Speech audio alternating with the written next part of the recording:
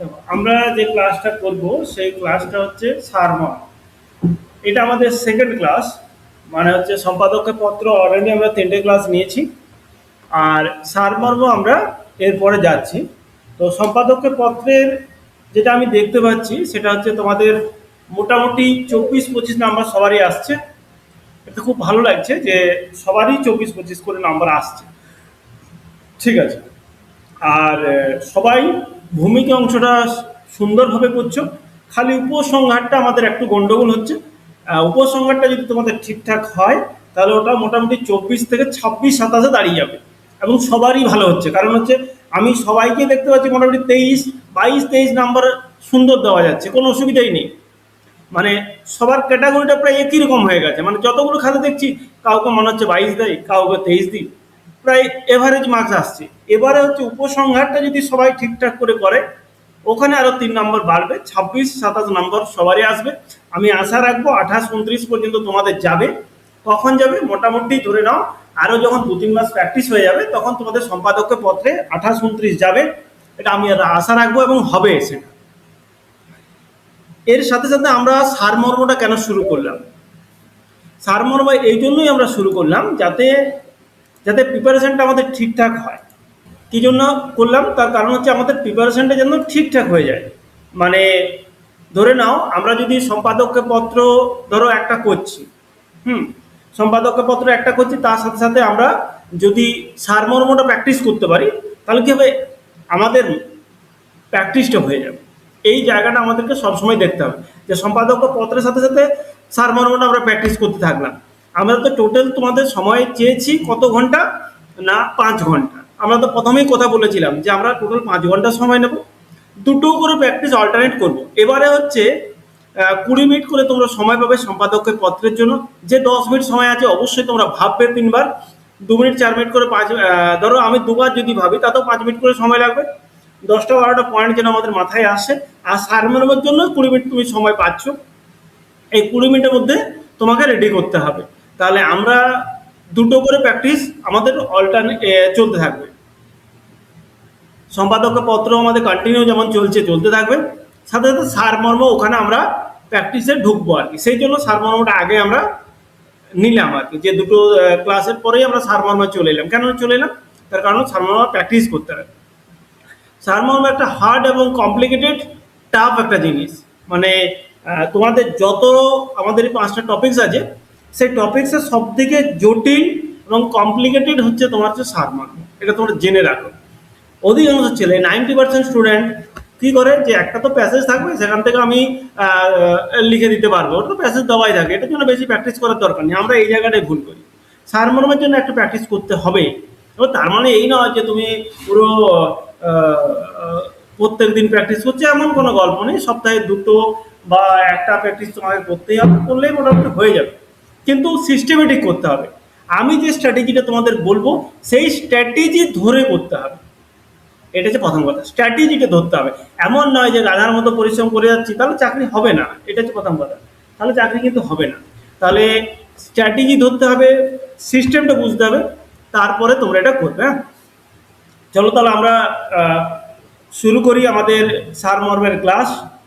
এটা যেটা দেওয়া আছে সেটা হচ্ছে সম্পাদকের নিকট পত্র 150 শব্দের মধ্যে, সম্পাদকের প্রতিবেদন 200 শব্দের মধ্যে, সারমর্ম হচ্ছে 1/3। মানে আমাদের যদি ধরে নাও 300 শব্দ থাকে তাহলে 1/3 করলে 1/3, মানে হচ্ছে 100 শব্দের মধ্যে লিখতে হবে। মানে 300 শব্দ যদি তোমার পুরো সারমর্মতে থাকে তাহলে আমাদের করতে হবে কত, 100 শব্দের মধ্যে আনতে হবে। এবার দেখো শুনে নাও, এটা হলো প্রথম, তারপরে অনুচ্ছেদের প্রশ্ন উত্তর এটা যাব।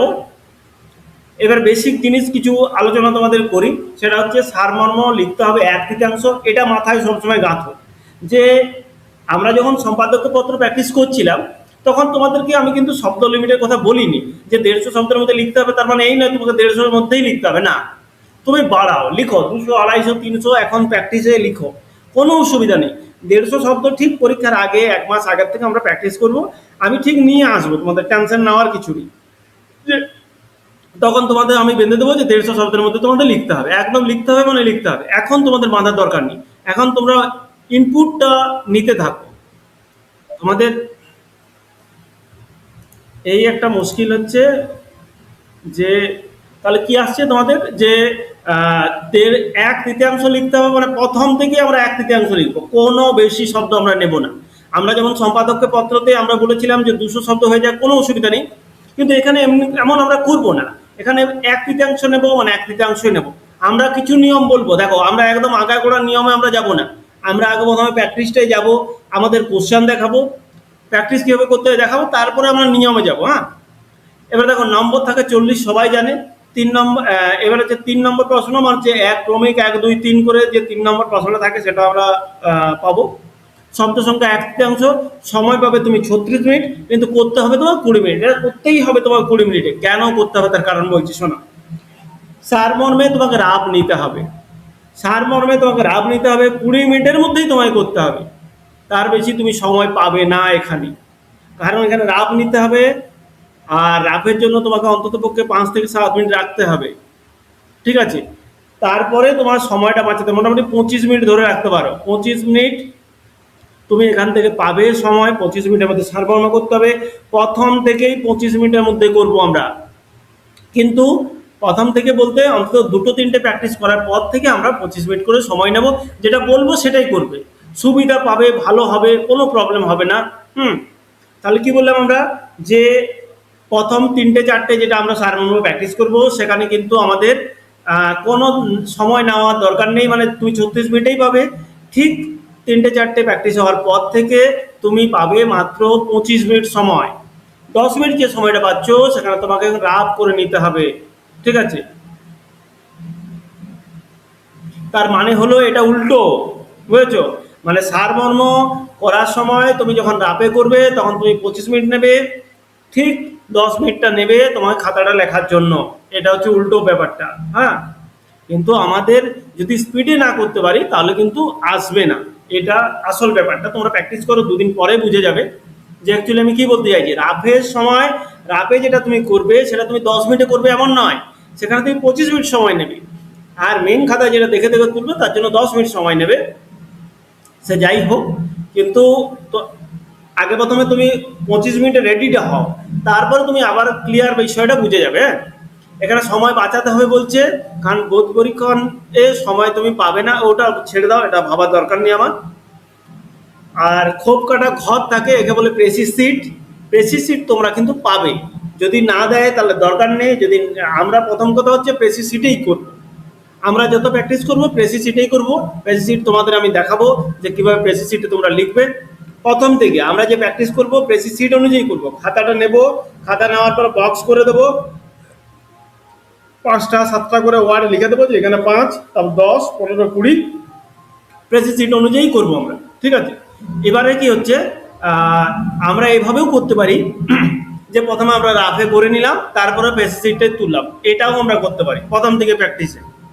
তার জন্য একটু সময় নিতে হবে। দেখো এখন তো 36 মিনিট সময় তোমাদের লাগবে, কিন্তু সময়টা ফ্যাক্টর করে। হ্যাঁ, তাহলে রাফটা নেবে একদম শেষ পাতায়, তারপরে উপরে রাফ লিখতে হবে, কেটে দিতে হবে, ব্যাস। এই হলো তোমার সারমর্মের গল্প। এবার সারমর্মের আসল গল্প বলি, শুনে নাও। তোমাদের সাথে একটা গল্প করে নিই, শোনো। আমরা নিয়ম যাওয়ার আগে, মানে আমরা তোমাদেরকে নিয়মটা বলবো যে কিভাবে লিখতে হবে না লিখতে হবে সব বলবো, কিন্তু নিয়মের সাথে তুমি সারমর্ম করতে পারবে না। মানে তুমি যদি নিয়মটা বোঝো, যেই বোঝো, তাহলে কিন্তু তোমার সারমর্ম হবে না, তোমার নিয়ম বোঝাই হবে, ওই চিরকাল সারমর্ম উঠবেই না। প্রথম কথা হচ্ছে যে সারমর্ম মানেটা আমি বোঝাচ্ছি, মন দিয়ে শুনবে আমি কি বলতে চাইছি। যে একটা প্যাসেজ দেওয়া থাকবে, সেই প্যাসেজে একটা প্যাসেজ দেওয়া থাকবে, সেই প্যাসেজটাতে সংক্ষিপ্ত করে, ছোট করে তুমি নিজের ভাষায় যখন বলবে সেটা হচ্ছে সারমর্ম। আবার বুঝে নাও কি বলতে চাইছি। যে একটা প্যাসেজ দেওয়া থাকবে, সেই প্যাসেজটা মনে করো, ধরো আমি তোমাকে বোঝাচ্ছি যে জিনিসটা কি হচ্ছে। যে লেখক যিনি আছেন সে সহজ করে কথা বলে না, সহজ করে করে কথা বলে না, তারা কি করে ঘুরিয়ে ফিরে বলে। যে একটা বিষয়কে এত বড় করে মানে সেই জিনিসটাকে ঘুরিয়ে ফিরিয়ে আর করে, মনে করো ধরে নাও আমি বলছি যে একজন লেখক তিনি লিখছেন যে একজন, ধরে নাও আমি রামই বললাম, রাম একজন ইন্ডিভিজুয়াল ব্যক্তি, ঠিক আছে। সে আহ, তার আঙিনা থেকে ক্রস করে কাদা থেকে মানে তার কাঁদা আছে আর আছে ওই জায়গাটাতে দিয়ে সে রাস্তায় যাচ্ছে। এইটুকু বর্ণনা করতে গিয়ে মানে সে অ্যাকচুয়ালি, আমি যদি এক কথায় বলি তাহলে কি বলবো, যে রাম ঘর থেকে রাস্তা অবধি যাচ্ছে, এই তো গল্প। কিন্তু একজন লেখক সে কি অমনিভাবে বলবে? সে ওই পথটা দিয়ে মানে বাড়ি থেকে রাস্তা অবধি যেতে তার অর্থনৈতিক অবস্থা, তার সামাজিক, তার সে মানে তোমার হচ্ছে ওই সময়কার, মানে ধরো 19 শতকের চিত্রপট, সমস্ত কিছু ওইটুকুর মধ্যে ওই যে পেরোলো, হয়তো দেখা গেলো কাদা, তার আর্থিক অবস্থা আছে হয়তো মানে টিনের চাল বা খড়ের চাল, সেখান থেকে জল পড়ছে, সেই জল এসে তার আঙিনায় ঢুকছে, কাদা হয়ে গেছে, সে কোনো প্রকারে দুটো ইট জোগাড় করেছে, দিয়ে তোমার হচ্ছে স্থানগুলোতে দিয়েছে। তারপরে কোনো প্রকারে তার অবস্থা ভালো নয়, তার পায়ের অবস্থা খুব খারাপ, সে ডাক্তার দেখাতে পারেনি, তার এমনি অবস্থা, সে খোড়া হয়ে কোনো প্রকারে ওই আঙিনাটা ক্রস করে রাস্তা অবধি গেছে। এই যে চিত্রপটটা, এটা একজন লেখক বর্ণনা করেন। সে কোনো অবস্থাতে ঘুরিয়ে ফিরে যত হেন তেন প্রকার মানে যা খুশি মানে তোমার যতটা কমপ্লিকেটেড করা যায় সিম্পল জিনিসটাকে সে সুন্দর করে তোলে। এটা কারণ আছে, সে পুরো চিত্রপটটা তুলে ধরবে। 2000 সালের বা 1900 সালে যদি মনে করো ধরো লেখাগুলো দেখো, তখন দেখবে তুমি ওইটুকুর লেখার মধ্যে তুমি মানে কি জিনিস পাবে না, ভূগোল, ইতিহাস, তোমার হচ্ছে সামাজিক প্রেক্ষাপট, অর্থনীতি, সমস্ত কিছু ইনফরমেশন ওই সাহিত্যের মধ্যে পাওয়া যাবে। তাহলে লেখকের বর্ণনাটা অনেকটা মানে তোমার হচ্ছে ঘুরিয়ে ফিরিয়ে আমি বলছি এক কথায়, সে তো বাস্তব কথা, তার তো হবেই অমনি, নইলে আমরা ভালো লাগবে না পড়তে। কিন্তু আমি যখন লিখবো তখন কি আমি অমনি বলবো? আমি বলবো যে সে রাম তার ওই আঙিনাটা হয়ে ইটের উপরে পা দিয়ে দিয়ে রাস্তায় পৌঁছালো, এই তো আমি বলবো, সিম্পল সহজ কথা। কিন্তু ঘটনাটা ঘটেছে কোথায়?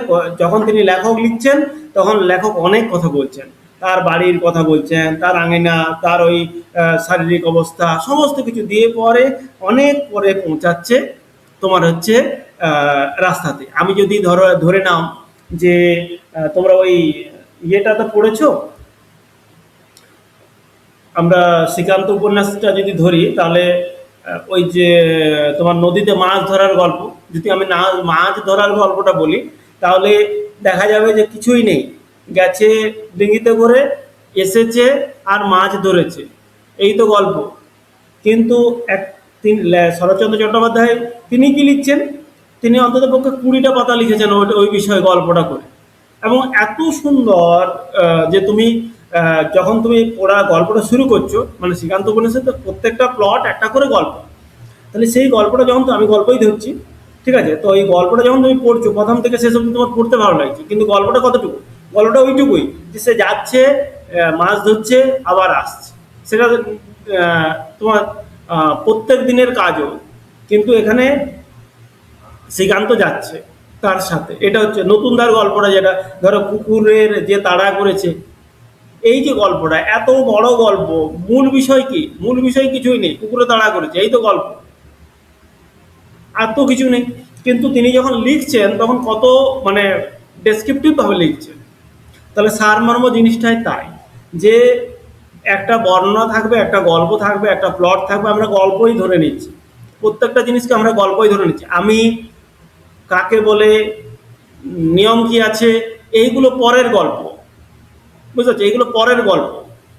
এইগুলো মানে এইগুলো করলে তুমি সারমর্ম করতে পারবে না, যে এই নিয়ম আছে, এই নিয়ম আছে, এই নিয়ম আছে, তাহলে সারমর্ম আমাদের উঠবে না। কিন্তু ব্যাপারটা আগে বুঝতে হবে যে ব্যাপার টপিকসটা কি অ্যাকচুয়ালি, সেখান থেকে মানে কি হচ্ছে যে অ্যাকচুয়ালি তাহলে সারমর্ম আমি বলতে কি চাইছি, আগে কনসেপ্ট বোঝো, যখন তুমি কনসেপ্ট ক্লিয়ার হয়ে যাবে সারমর্ম লিখতে বেশিক্ষণ লাগবে না, 5 মিনিটের ব্যাপার। পড়তে সময় লাগবে সারমর্মে যে সময়টা লাগে সেটা হচ্ছে পড়তে আর বুঝতে। অ্যাকচুয়ালি যদি তুমি ফিল না করো, তুমি সেই বিষয়টা না ভালোবাসো, তাহলে কিন্তু আসবে না।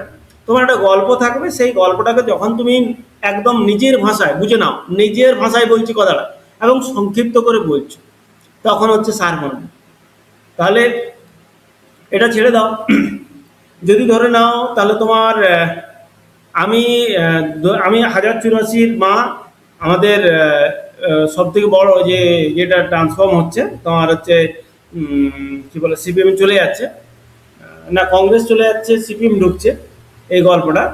তাহলে এটাতে যেটা আছে হাজার চুরাশির মায়ের যে অরিজিনাল গল্প সেটা কেমন, যে সে আন্দোলনে মারা গেছে যাদবপুর ইউনিভার্সিটিতে, কেউ আসছে না, তার মা যেহেতু তারা সরকারিতে কর্মরত, কেবলমাত্র মা আসছে, তখন যে দেখছে যে সে কেবলমাত্র একজনের মা নয়, সে সবার মা, হাজার চুরাশির মা। এই তো গল্প, এই তো প্লট। কিন্তু যদি প্লটটা তুমি গোটাটা পড়ো, তাহলে তুমি দেখবে যে কত বিষয় এর মধ্যে অ্যাড হয়ে হয়ে হয়ে একটা উপন্যাস তৈরি হচ্ছে। তাহলে আসল গল্পটা হচ্ছে যে আমাদের গল্পে অনেক কিছু বলা থাকে, যে মূল বিষয়টা আছে সেটা আমার নেওয়া হচ্ছে কাজ। আবার বলছি শুনে নাও, যে একটা গল্পে অনেক কিছু জিনিস থাকবে, সেখান থেকে যে মূল জিনিসটা থাকবে সেটা আমি যখন নিজের ভাষায় লিখবো তখন হবে তোমার হচ্ছে সারমর্ম। তোমরা সম্পাদকীয় পত্র যখন লিখছিলে তুমি দেখবে অধিকাংশ 90% স্টুডেন্টেরই ঘুরে ফিরে ইনফরমেশন যেটা আসছে সবার একই, সবার একই, মানে কারো আলাদা নয়। ঘুরে ফিরে যদি আমি ধরতে পারি যে 15টা পয়েন্ট আমি বা 20টা পয়েন্ট যদি আমি ধরে নিই, তাহলে 20টা পয়েন্টের মধ্যে অধিকাংশ স্টুডেন্টেরই 12টা পয়েন্ট সেম হবে। এটা আমি একদম 100% করে বলতে পারি, বা তোমরা যদি পড়ে থাকো তাহলে দেখতে পাবে। কিন্তু সারমর্মে একটা এত সুন্দর বিষয়, সেটা হচ্ছে কারোর লেখা কারোর সঙ্গে মিলবে না। মানে তোমরা যে 50 জন স্টুডেন্ট আছে, 50 জনের লেখাই আলাদা হবে, একজনের লেখা একই রকম হবে না, একজনেরও না, 50 রকমই হবে লেখা। এটা হচ্ছে সারমর্মের মাহাত্ম্য। মানে এটা সবচেয়ে জটিল জিনিস, এবং এটা সবচেয়ে বেশি স্কোরিং জিনিস, এবং যদি ভুলভাল হয় তাহলে সবচেয়ে বেশি নাম্বার কাটার জিনিস এটাই। তাহলে আবার বলছি শুনে নাও, আমরা অ্যাকচুয়ালি সারমর্ম বিষয়টা কি আগে ক্লিয়ার করো, কনসেপ্ট ক্লিয়ার করো। যে একটা বড় গল্প থাকবে, সেই গল্পটায় অনেক কিছু বলা থাকবে, যখন আমি নিজের ভাষায় সংক্ষিপ্তভাবে লিখবো 1/3। প্রথম কথা হচ্ছে, আমরা যদি তুমি 1/3-এর কথা ভেবে করো তাহলে কিন্তু করতে পারবে না। আগে প্রথম ভাবতে হবে যে অ্যাকচুয়ালি মূল বিষয় কি আছে, এই জায়গাটা প্রথম আমাদের ধরতে হবে, যে না আমি 1/3-এর কথা আমি এখনই ভাববো না, আমাকে দেখতে হবে যে মূল জিনিস কি আছে, মূল অ্যাকচুয়ালি লেখক বলতে কি চেয়েছেন। তাহলে আমরা সবাই খাতায় নোট করব দুটো পয়েন্ট, এটা থেকে আমরা বেরোবে। এই দুটো পয়েন্টের অ্যান্সার যদি তোমরা করো, সারমর্ম ইজিলি হয়ে যাবে। আবার শুনে নাও, সারমর্মের নিয়ম টিয়মে মাথা খারাপ করে লাভ নেই, ওগুলো তোমরা পাবে। আমরা একবার শেষে আলোচনা করে নেবো যে এইগুলো নিয়ম আছে। তাহলে সারমর্ম করার জন্য দুটো প্রশ্ন তোমার মনে রাখতে হবে। এক হচ্ছে লেখক কার কথা বলেছেন। আবার শুনে নাও কি বলতে চাইছি, দুটো প্রশ্ন। একটা প্যাসেজ বা একটা গল্প যখন আমরা পড়বো, আমি সব সময় গল্পের কথা ভাববো, মানে ইন্টারেস্টিং ভাবে তোমাকে পড়তে হবে। এমন নয় যে আহ, গল্পই ধরতে হবে আমাদের, যে লেখক কোনো একটা সাইড থেকে তোমায় দেবে পাঠ, ঠিক আছে। এবারে দেখো, অসুবিধা তো প্রথম কথা হবে যে আমাদের একটু কম অসুবিধা হয়, তার কারণ হচ্ছে আমাদের অনেক বাংলা পড়া আছে। আমার নিজেরও ধরো ফেভারিট সাবজেক্ট বাংলা, আমি বাংলায় পড়াশোনা করেছি, প্রচুর উপন্যাস পড়েছি, প্রচুর গল্প পড়েছি, শুধু বাংলা নিয়েই পড়ে আছি, ঠিক আছে। তাহলে সেই জন্য আমাদের ধরো একটা গল্পের বা একটা বড় উপন্যাসের একটা ছোট্ট পার্ট তোমায় দিলেও সেখান থেকে ওই টপিকসটা সম্পর্কে বোঝা, এটা বিরাট জটিল, কমপ্লিকেটেড, বাস্তব কথা। এটা অসুবিধা তোমাদের হবে, যে একটা প্যাসেজ দেওয়া আছে, সেই প্যাসেজটা একটা বৃহত্তর কোনো উপন্যাস বা কোনো গল্পের লাইন, বা কোনো ধরো এসের লাইন, সেখানে তোমরা ওইটা বোঝাটা জটিল হয়ে যাবে। যাই হোক, আমাদের এটা মাথা খারাপ করে লাভ নেই, খালি আমাদের দেখতে হবে এই দুটো প্রশ্ন যদি তোমরা মাথার মধ্যে রাখো, তাহলে কিন্তু প্রত্যেকটা সারমর্ম সলভ হয়ে যাবে, মাথা খারাপ হবে না তোমাদের, বা টেনশন হবে না, প্রবলেম হবে না। তাহলে আমি বলছি শুনে নাও, তাহলে কি করতে হবে। দুটো প্রশ্ন হচ্ছে, লেখক কার কথা বলেছেন 1 নম্বর প্রশ্ন, আর লেখক কি বলতে চেয়েছেন। ব্যাস, এই দুটো প্রশ্ন আমরা তোমার হচ্ছে করব। তাহলে দুটো প্রশ্ন একটা গল্পে, আমরা গল্পটা পড়ব। এখানে সবচেয়ে বেশি স্কোরিং, এটা আমাদের 28-29 নাম্বার তুলতেই হবে, নইলে বাংলায় 120 পাওয়া খুব জটিল। কোনো অবস্থাতে এটা ইয়ে করা যাবে না, অবহেলা করা যাবে না। ভুল হোক ঠিক হোক যা হবে হবে, কাজ দিলে প্র্যাকটিসটা করবে, কাজ দিলে প্র্যাকটিস মাস্ট করতে হবে, নইলে কিন্তু ফাঁসবে। এমন ফাঁসবে বলে কাজ নেই। আমার ছবিটা কি বড় হবে না এখানে,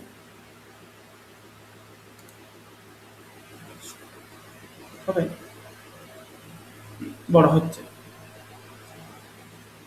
তাহলে হচ্ছে নইলে ফাঁসবে। তাহলে দেখো আমরা দুটো প্রশ্ন করলাম, দুটো প্রশ্ন মাস্ট তোমরা লিখবে, যে লেখক কার কথা বলেছেন আর লেখক কি বলতে চেয়েছেন, ব্যাস। তাহলে এখানে তোমাদের গ্রুপে আমি তো বাংলা টাইপ করতে পারছি না, এখানে আমি টাইপ করে দেবো, কি সময় লেগে যাবে তখন। তাহলে আমি টাইপটা করে দিচ্ছি নাকি। এই দুটো প্রশ্ন আমরা এতক্ষণ পর্যন্ত যে কথাটা বললাম সেটা হচ্ছে তোমার এটা ইন্টারনেট স্ক্রিন করা আছে।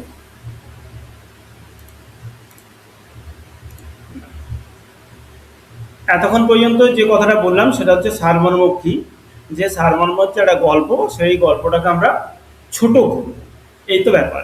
আর তার জন্য দুটো প্রশ্ন মাথায় আসবে, লেখক কি বলতে চেয়েছেন আর লেখক কার কথা বলেছেন, বাস। এই দুটোই হচ্ছে একটা সারমর্মের মূল নিয়ম, আর নিয়ম কিছু নেই। হলো। এবার আমরা নিয়ম বা আলোচনা যেগুলো আছে সেগুলো অন্য ইউটিউব ভিডিও পাবে, তোমরা দেখে নেবে, বা আমিও পরের ক্লাসে আলোচনা করে দেবো একটু ছোট্ট করে। এবার আমরা যাব ডাইরেক্ট হচ্ছে প্যাসেজে বা গল্পে। সেই গল্প থেকে আমরা চেষ্টা করব মুখে মুখে, খাতা কলম নিয়ে বসার কিছু দরকার নেই। আমরা আগে টপিক্সটা বুঝবো, টপিক্সটা বোঝার পর নিজেরাই একটা আলোচনা করব, সবাই বলবে এক লাইনে কি উত্তর লেখা যেতে পারে, সবাই গল্প করবে। এমন মানে লজ্জা বা এমন ভয় সংকোচ কোনো গল্প নেই। আমরা প্রথমে প্যাসেজটা পড়বো, প্যাসেজটা পড়ার পরে তোমরা নিজেরাই বলবে যে অ্যাকচুয়ালি লেখক কার কথা বলেছেন এবং লেখক কি বলতে চেয়েছেন, এক লাইনে উত্তর হবে আমাদের। তাহলে আবার বলছি, শুনে নাও। আমরা প্যাসেজটা পড়বো দুবার তিনবার করে। প্যাসেজটা পড়ার পরে তোমরাও একটু করে বলবে। আমার দুটো প্রশ্ন থাকবে, লেখক কার কথা বলেছেন, দুই হচ্ছে লেখক কি বলতে চেয়েছেন। সেটা এক লাইনে হবে। এক লাইনটাকে 3 লাইন করা ইজি, কোনো কমপ্লিকেট কোনো জটিল জিনিসই নয়। তাহলে আমরা এইভাবে আলোচনাটা শুরু করছি, ঠিক আছে? হলো, চলো তাহলে আমরা যাই।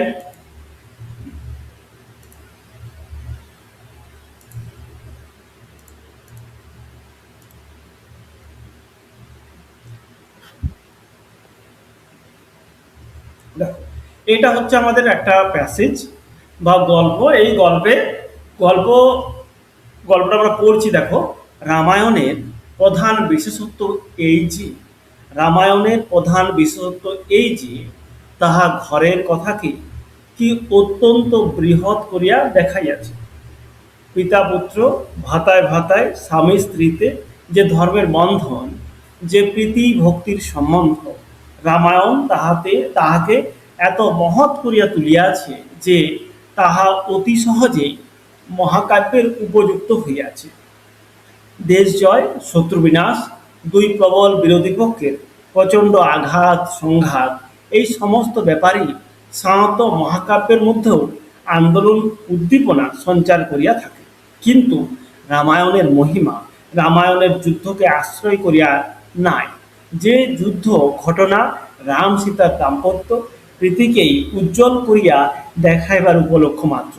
পিতার প্রতি পুত্রের বৈশ্যতা, ভাতার জন্য ভাতার আত্মত্যাগ, পতি পত্নীর মধ্যে পরস্পরের প্রতি নিষ্ঠা ও প্রজার প্রতি রাজার কর্তব্য এক কত দূর পর্যন্ত যাইতে পারে, রামায়ণ তাহাই দেখাইয়াছে।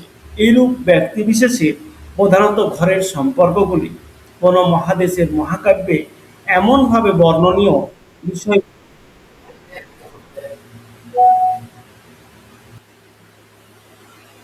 দেখো, আবার পড়ছি। রামায়ণের প্রধান বিশেষত্ব এই যে তাহা তাহা ঘরের কথাকে কি অত্যন্ত বৃহৎ করিয়া দেখাইয়াছে। এটা যদি আরো বড় করা যায়, দেখেন।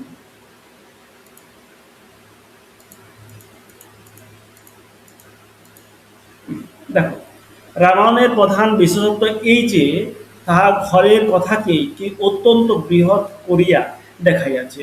পিতা পুত্র, ভ্রাতায় ভ্রাতায়, স্বামী স্ত্রীতে যে ধর্মের বন্ধন, যে প্রীতি ভক্তির সম্বন্ধ, রামায়ণ তাহাকে এত মহৎ করিয়া তুলিয়াছে যে তাহা অতি সহজেই মহাকাব্যের উপযুক্ত হইয়াছে। দেশ জয়, শত্রু বিনাশ, দুই প্রবল বিরোধী পক্ষের প্রচণ্ড আঘাত সংঘাত, এই সমস্ত ব্যাপারই সাধারণত মহাকাব্যের মধ্যেও আন্দোলন উদ্দীপনা সঞ্চার করিয়া থাকে। কিন্তু রামায়ণের মহিমা রামায়ণের যুদ্ধকে আশ্রয় করিয়া নাই।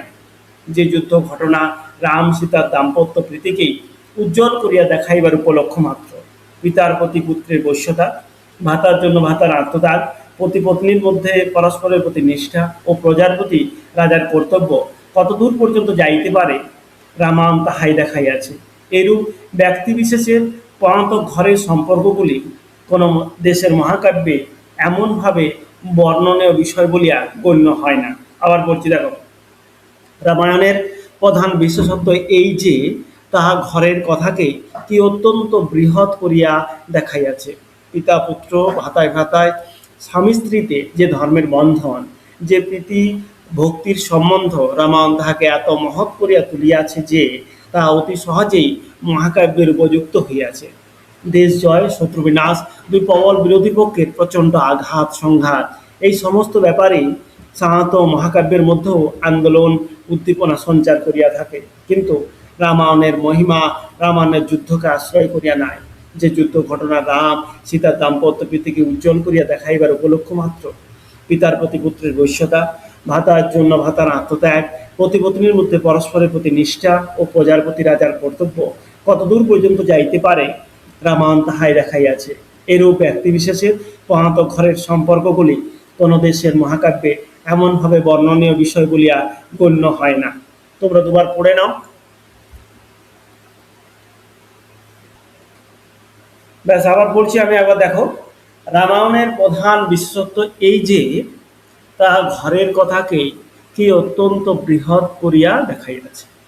রামায়ণের প্রধান বিশেষত্ব তাহা ঘরের কথাকে অত্যন্ত বৃহৎ করিয়া দেখাইয়াছে।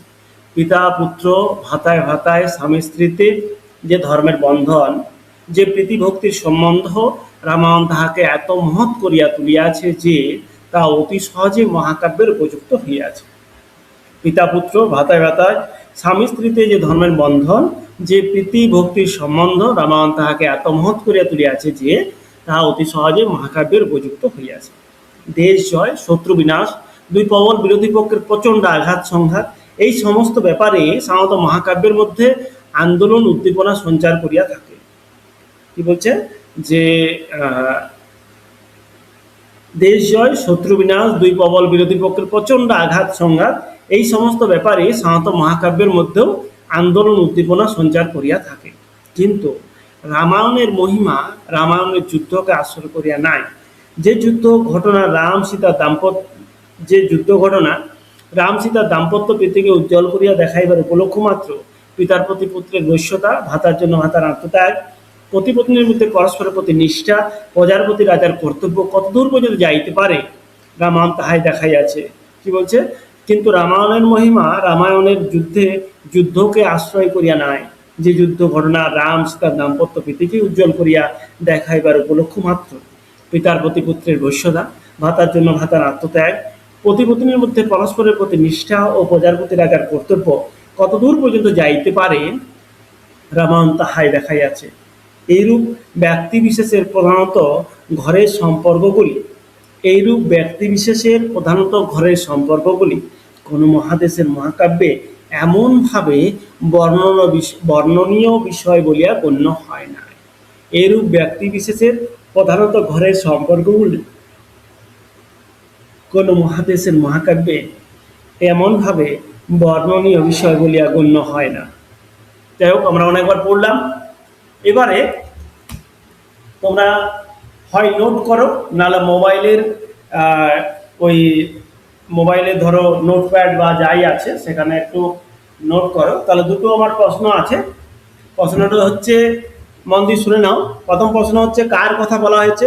তাহলে তোমরা নোটপ্যাডে অবশ্যই লিখো, নোটপ্যাডে লিখো। কারো যদি খাতা কলম থাকে খাতা কলম লিখো, যাও কিছু একটা লিখো যে প্রথম প্রশ্ন হচ্ছে কার কথা বলা হয়েছে। তাহলে এটার উত্তর তোমরা নিজেরা লিখো। 2 হচ্ছে লেখক এক লাইনে কি বলতে চেয়েছেন। তোমরা নোটপ্যাডের মধ্যে বা খাতার মধ্যে লিখো, মোবাইলে। এমন অজুহাত করো না যে আমার খাতা নেই, আমার লেখা হলো না, এটা আমি শুনতে চাইছি না। দরকার পড়ে হোয়াটসঅ্যাপে প্রিয়জনের কোনো বা নিজের হোয়াটসঅ্যাপে নিজেও হয়, সেলফ হয়, সেই হোয়াটসঅ্যাপে সেলফেও লিখো যে 1 নম্বর প্রশ্নের উত্তর হচ্ছে এটা, 2 নম্বর প্রশ্নের উত্তর হচ্ছে এটা। তোমাদের সময় শুরু হচ্ছে, লিখো 2-4 মিনিটের মধ্যে তোমরা ওটা লিখো যে লেখক কার কথা বলতে চেয়েছেন আর লেখক কি বলতে চেয়েছেন। 1 লাইনে লিখবে, লেখক কি বলতে চেয়েছেন সেটা 1 লাইনে লেখা হবে। হ্যাঁ, লিখো। বলো তাহলে এক একজন করে বলো, শুনি। আমরা তো প্যাসেজটা পড়লাম, প্যাসেজটা অ্যাকচুয়ালি কি লেখক কার কথা বলেছেন আর লেখক কি বলতে চাইলেন, এক লাইনে করে উত্তর হবে বলে, শুনি। মেসেজটা কি লিখেছে? এত নেট স্লো চলছে।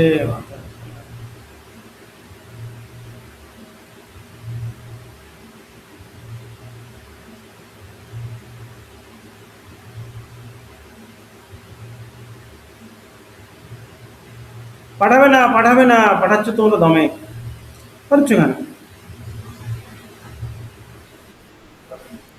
হ্যাঁ বলো, হ্যাঁ বলো,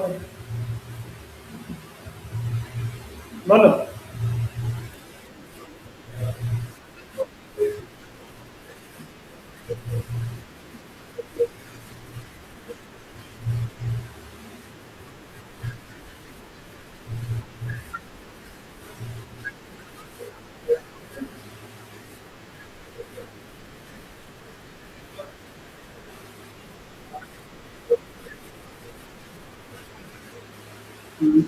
না, তুমি শেষটা ঠিক আছে, প্রথম দিকে একটু ইয়ে হলে, আরো বাকিদের শুনছি একটু প্রথমে লাইনটা থেকে বেরিয়ে গেলে।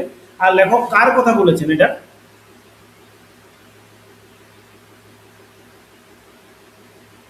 লেখক কার কথা বলেছেন বলো?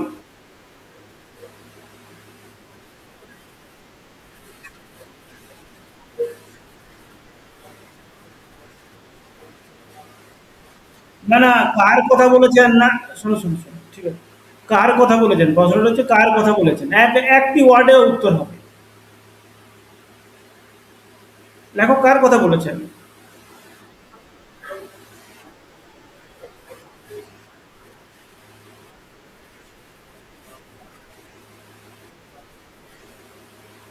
দেখো প্যাসেজটা নিয়ে বলছি আমি।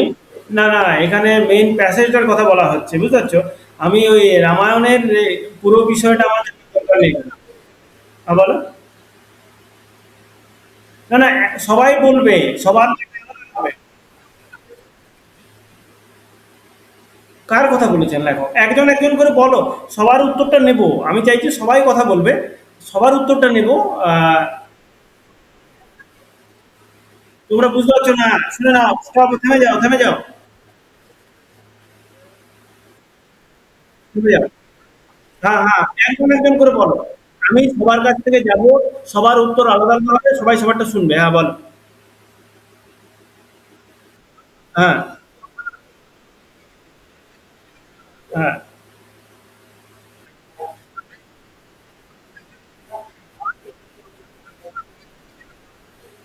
বাদ দিয়ে বলছো?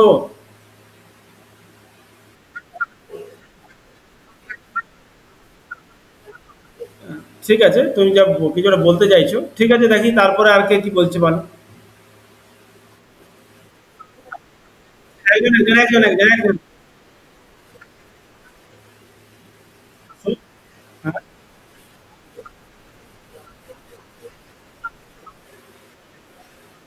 না, তুমি শোনো শোনো শোনো, আমরা, থামে যাও 1 মিনিট, আস্তে আস্তে করো, সবাইকে নেব, অসুবিধা নেই। তুমি জিনিসটা বুঝো, আমরা এখানে ওয়ার্ড লিমিটটা আমাদের মাথায় রাখতে হবে। তোমাকে একটি ওয়ার্ডের মধ্যে উত্তরটা হবে, যে এখানে কার কথা বলেছেন, একটি ওয়ার্ডে উত্তর হবে। আর লেখক কি বলতে চেয়েছেন সেটা একটা সেন্টেন্সে হবে, তুমি তোমার মতো করে সেন্টেন্সে বলবে, এটা হচ্ছে কথা।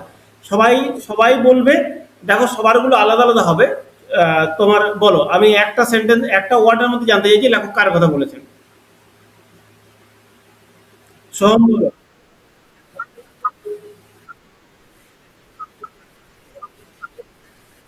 তুমি তো 5টা ওয়ার্ড নিয়ে নিলে। দেখো ঠিক আছে, লেখক আরে একজন একজন হচ্ছে, আমি বুঝতে পারছি, শোনো না। আর আগে ক্লিয়ার বুঝতে, রামায়ণের কথা বলা আছে ব্যাস। এবার হচ্ছে লেখক কি বলতে চেয়েছেন।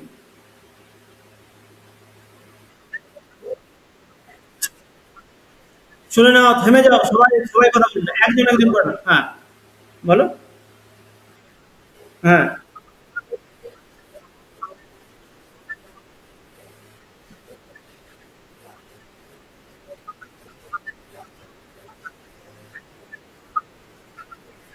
ব্যাস ঠিক আছে। এবার তারপরে আরেকজন বলো।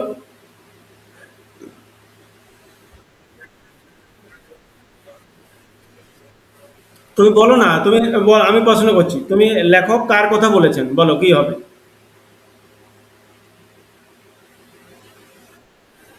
হ্যাঁ বলো, কার কথা। ব্যাস হ্যাঁ ঠিক আছে। আচ্ছা ঠিক আছে, রামায়ণের মাহাত্ম্যের কথা বলা হয়েছে, আর হচ্ছে আহ, কি বলতে চাইছেন লেখক।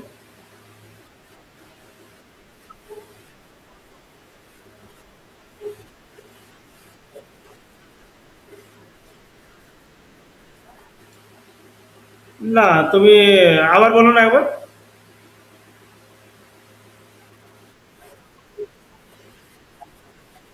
হুম। আচ্ছা তুমি সূক্ষ্মতার কথা চলে যাচ্ছ, ঠিক আছে। আর কেউ বলো।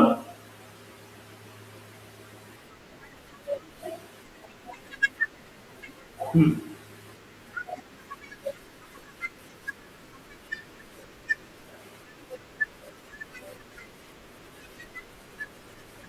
ঠিক আছে, আর কেউ বলো।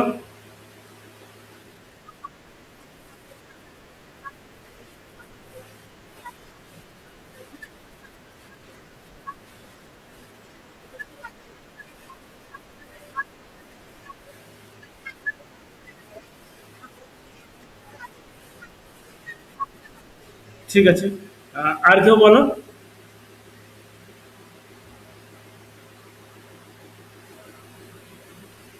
হ্যাঁ বলো। হ্যাঁ শুনতে পাচ্ছি।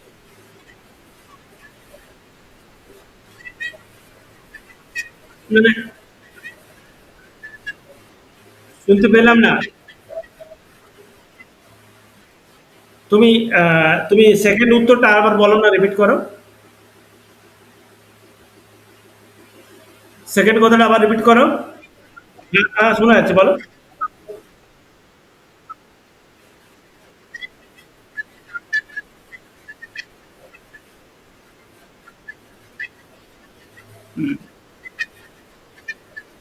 ঠিক আছে, আর আর বলো কেউ।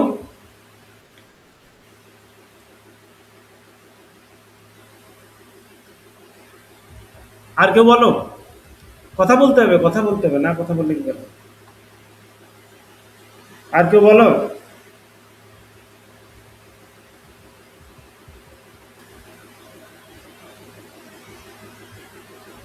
তাহলে গেল এটা। আশা করি বুঝতে পারছো, দেখো তোমরা মোটামুটি ধরতে পারছো জিনিসটা অ্যাকচুয়ালি আমি কি বলতে চাইছি। হ্যাঁ, যে আমি অ্যাকচুয়ালি কি বলতে চাইছি, যে এখানে আমাদের দুটো প্রশ্ন আসবে, দুটো প্রশ্নকেই যদি তুমি ধরে নিতে পারো, তোমার লেখাটা একদম ইজি হয়ে যাবে, এবং সারমর্ম হয়ে যাবে। তুমি খালি এই প্যাটার্নটা, আমার প্যাটার্নটা ফলো করো, ঠিক আছে, অসুবিধা নেই। চলো তাহলে আর কেউ বলো, কথা বলো, কথা তো বলতে হবে, আর এক দুজন বলো, তারপরে আমরা উত্তরে চলে যাবো, হ্যাঁ? দিয়ে আরেকটা প্যাসেজ নেব। হ্যাঁ বলো, হ্যাঁ। হ্যাঁ বলো। হুম। হ্যাঁ।